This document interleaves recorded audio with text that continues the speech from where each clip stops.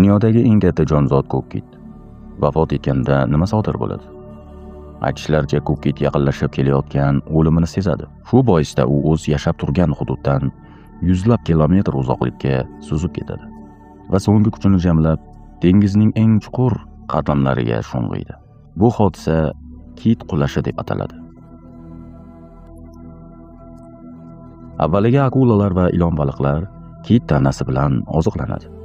Go'shtning asosiy qismi tugagach, mayda qurtlar yirtqichlardan qolgan qoldiqlarni yemirib tugatadi. Oradan vaqt o'tib, zombi qurtlar paydo bo'ladi. Ular kit suyaklariga kislota ajratib, ularni parchalab yuboradi va ichida saqlanib qolgan yog' va oqsillarni ochib beradi. Bu moddalardan simbioz bakteriyozlar oziqlanadi. Ular esa o'z navbatida kit skeleti atrofida yangi hayot shakllarini paydo bo'lishiga imkon yaratadi.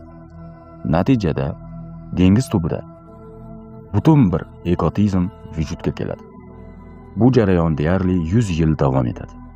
Bitta kitning tanasi 43 dan ortiq turni va 12490 dan ziyod organizmni boqishi mumkin. Shuning uchun ham aytishadiki, kit o'lganda yuzlab jonzotga hayot baxsh etadi.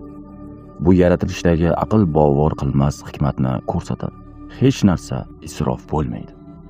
Yaratilgan har bir narsaning maqsadi bor. Har bir tafsilot mukammal rejaning bir qismidir.